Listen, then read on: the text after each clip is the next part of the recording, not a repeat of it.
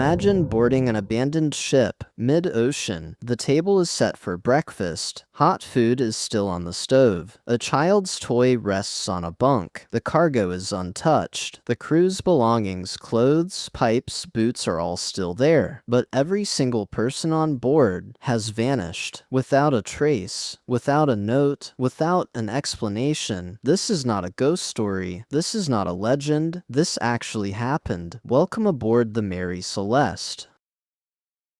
The Mary Celeste was an American merchant brigantine, a two-masted sailing vessel built in 1861 in Nova Scotia, Canada. She was sturdy, well-built, and had a long history of transatlantic voyages. Over the years, she changed hands several times, and she had earned a modest reputation as a reliable workhorse of the sea. By 1872, the ship was owned by James H. Winchester and Associates, and was captained by a man named Benjamin Spooner Briggs, a deeply experienced sailor, a man of strong character, and a devoted family man. Captain Briggs was 37 years old. He had commanded ships before. He knew the ocean. He trusted his crew, and he chose to bring his wife, Sarah, and their 2-year-old daughter, Sophia, along for the voyage.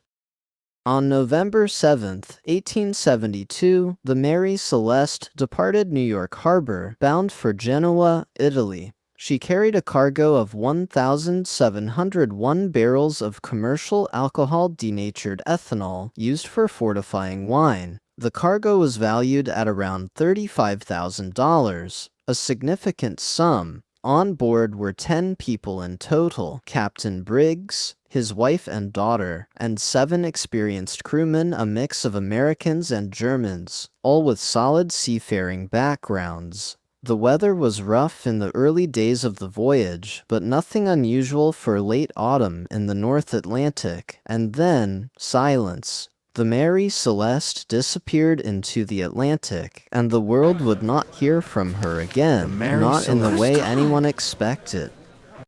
On December 4, 1872, nearly a month after departure, another British brigantine called the De Grazia was sailing through the Strait of Gibraltar, eastbound, when her lookout spotted a vessel in the distance. Something was wrong. The ship was sailing erratically, zigzagging, with no apparent course. Her sails were improperly set. She was taking on water. Captain David Morehouse, who actually knew Captain Briggs personally, decided to investigate. He sent a small party aboard. What they found stunned them. The ship was completely deserted. No crew, no captain, no family, no bodies, no lifeboats. One was missing. The last log entry was dated November 25th, placing the ship near the Azores. The cargo was intact. The ship's navigation instruments were mostly present. Personal belongings, clothing, razors, sewing kits, family portraits were undisturbed. There were no signs of a struggle, no blood, no violence. The only lifeboat was gone, and the crew of the Mary Celeste gone with it forever.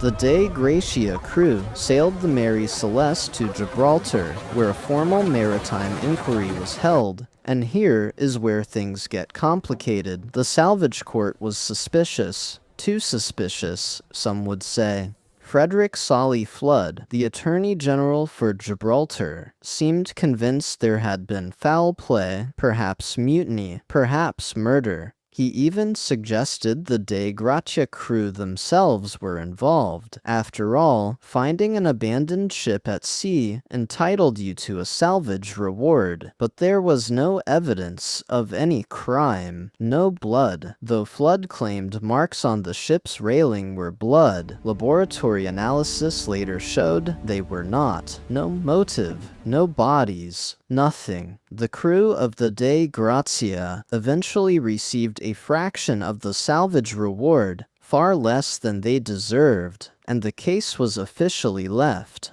unresolved. So what actually happened? Over 150 years later, historians and researchers are still debating it. Here are the most credible theories. The alcohol fumes.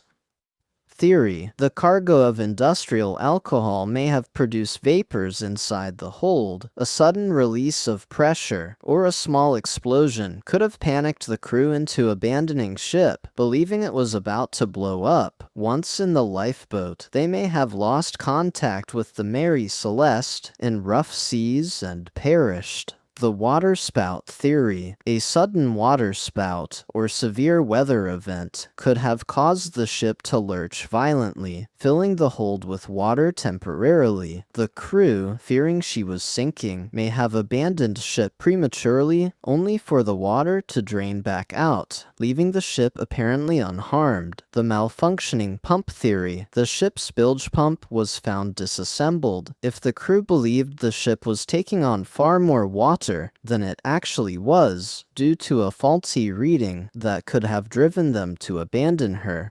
None of these theories are perfect. None of them fully explain the calm state of the ship, the abandoned food, the missing logbook pages, or the complete disappearance of 10 people.